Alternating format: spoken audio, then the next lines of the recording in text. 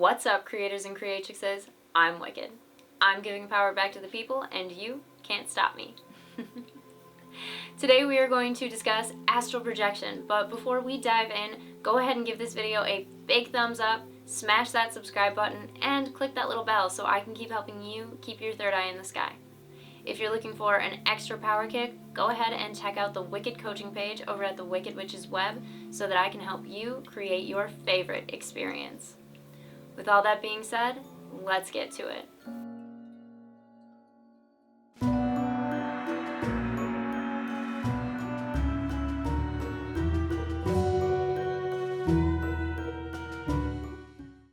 Astral projection. You either know exactly what I'm talking about or you're having some really dirty thoughts right now. Either way, we are going to go over all of the basics. Astral projecting is the process of consciously visiting the astral realm. Now, this is something that we are all doing all the time when we sleep, but very few of us actually remember our journeys there. It takes practice to control your astral projection, but it is entirely possible to do so. Now, if you need extra convincing, go ahead and check out the Astral Projection Caper on the CIA's website, and then remember, this is just the stuff that they've declassified. To say that astral projection is really just the process of visiting the astral realm in our sleep is really like the only description that is needed. But what happens when we sleep is that our spirit or our light body wanders free from our physical vessel, giving our physical vessel time to really rest and relax while we go get new downloads and new insights into our life and our experience. However, we're usually trained away from remembering all of this stuff, but it is with us on a subconscious level. Now, I know you know that feeling when you're going about your day and you start to remember your dream in like bits and pieces, but you can't put it all together. Your subconscious mind remembers all of it, and whether you're aware of it or not, you are operating from the things you learned while you were sleeping. Now, if this sounds too crazy for you, you're just not ready for this video yet, and that's alright. Come back when you are. But for those of you who want to stay, let's dive right into the process of getting you there. To astral project consciously, meditation is going to be your biggest and most effective tool. If you're just starting out, I highly recommend scheduling a little bit of time in the morning to do this process because it is so much easier to do it consciously when you're already well rested. If you're completely worn out and you're trying to astral project, you're just going to go straight into sleep and you're probably not going to have a lot of luck. So if possible, get up a little bit earlier so that you can go back to sleep consciously. I know that sounds strange, but it is going to help you out for this purpose. When you astral project, you can visit with others, communicate with your higher self, or you can visit the Hall of Akashic Records, which is a compendium of all words, emotions, actions, feelings, thoughts, and intentions that have ever occurred and will ever occur, past, present, and future, for all entities and life forms, not just humans. Now, remember, time is not linear. Some people frown on astral projecting into the Hall of Akashic Records, just like they frown upon knowing too much about astrology or tarot cards because they just don't think that we are supposed to know certain things, and that's totally fine. I'm just here to let you know what you're capable of. You have all of this power in your hands. Do with it what you will. But for those of you who are brave enough to venture into the Hall of Akashic Records, you can learn so much about yourself in this life and previous ones, so really about your soul and your soul's nature. You can also learn about the lessons that you're facing and why. You can learn about all of your karmic payouts that you're attending to in this life and what you've done to accumulate them. This can be a very insightful thing, but it does take a little bit of practice to get there, so I'm going to tell you how. But before we really dive into that, let's go over protecting yourself in the astral realm, because I know this is something that a lot of people are concerned about. Many people have qualms with leaving their physical body here empty and unprotected while they astral project. Now, it's really important for you to understand that it is like next to impossible for you to get like possessed while you're astral projecting, because your body isn't actually vacant. You are still tethered to it. But there are some precautions that you can take to kind of give yourself, more importantly, your conscious mind, that idea of safety so that you can do this more freely and without any hesitations. You need to know that your higher self is always protecting you, especially while you're in the astral realm. But like I said, adding a little bit of a protection ritual to your meditation is only going to help you get there. To do this, it's very simple. As you're lying down and you're getting into that meditative state, allow yourself to envision a white, or some people like golden light, that is surrounding you, all encompassing. And it's going to come up over you kind of like a force field. It can go underneath you as well if it benefits you to visualize it that way, but make sure that you are visualizing it, because that is what really puts it into place. Know and trust that this force field is going to remain intact throughout your entire journey until you get back into your body. Once you're feeling good and protected, you're going to want to set an intention to astral project and to remember your journey.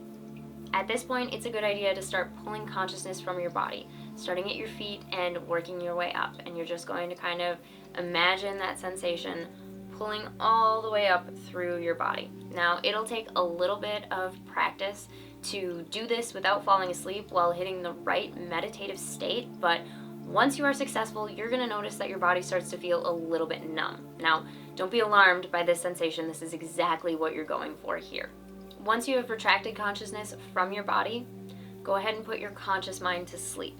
You can do this simply by stating, I am putting my conscious mind to sleep now, and my astral body is free to roam safely. There are a lot of different ways to astral project, and it wouldn't hurt to do a little bit of research to figure out what calls to you, because that's going to be your most successful method to do this. But one of the most common ways is to envision a bright white cord stemming from your chest and reaching all the way up through the ceiling. This is your etheric cord. This is your soul tie. This is the chain that exists that links your soul to your body in this life. Once you see this cord going all the way up, you're going to envision your astral body taking its hands and using this cord to climb its way up, pulling your astral body out of your physical body. Now, some people like to follow this cord all the way up through the ceiling into the sky to go wherever they plan to go, but some people also like to just use it to get out of their body and walk around their room and their house. So again, do whatever calls to you, whatever feels best. Especially as you're just starting this process, it might be best for you to just kind of stay within your comfort zone in your house and explore that way a little bit. But if you're feeling brave, go ahead and explore the world. I am not going to stop you. The most important thing for you to remember here is that you are always in control. You can return to your body whenever you like, and you don't have to worry about getting lost, okay? Like I said, you are connected to that etheric cord, and you will always be able to come back to your physical body. So try to release any stress or anxieties about that, because if you're hanging on to any of that, it's just going to hold you back from actually astral projecting. Now, when you're first starting out, it can be really difficult to remember your travels. You might have some little bits and pieces where you remember getting into this state, maybe even leaving your body, and perhaps like a few flashes of the in-between, but as you're starting out, it can be really hard to pull all of this information back with you into your conscious mind, especially because until you get used to this, your conscious mind is going to be combating this entire experience. This is one of those things that the ego does not like. But in order to help you with this, keeping a dream journal is going to make a world of difference. Every morning when you wake up, record whatever it is that you can remember. This is how you train yourself to know that this information is important.